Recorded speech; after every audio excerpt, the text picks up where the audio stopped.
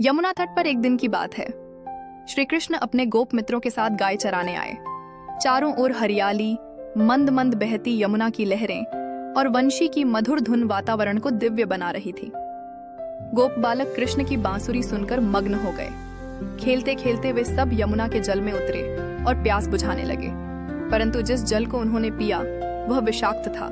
उसी यमुना में कालिया नामक एक भयंकर नाग अपना डेरा जमाए बैठा था।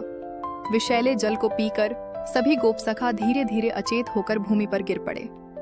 यह दृश्य देखकर श्री कृष्ण का हृदय द्रवित हो उठा। वे सोचने लगे, मित्रों की रक्षा मेरा कर्तव्य है, इस अन्यायी कालिया को दंड देना ही होगा।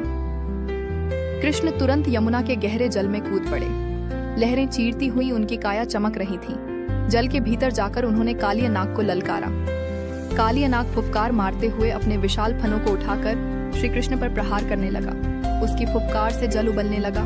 चारों ओर अंधकार छा गया, परंतु कृष्ण तो स्वयं नारायण के अवतार थे। वे नाग के फनों पर कूद पड़े और नृत्य करने लगे। उनके चरणों की चोट से कालिया दुर्बल होने लगा। कृष्ण की वंशी की लय में जैसे ही नृत्य चलता, कालिया के सैकड़ों फन नीचे झुकते चले गए। गोपगण और गोकुलवासी तट पर खड़े भयभीत होकर यह अद्भुत दृश्य देख रहे थे। सबकी आंखों में आंसू थे, पर विश्वास भी था कि उनका कान्हा ही विजयी होगा। अंततः कालिया ने हार मानकर प्रार्थना की,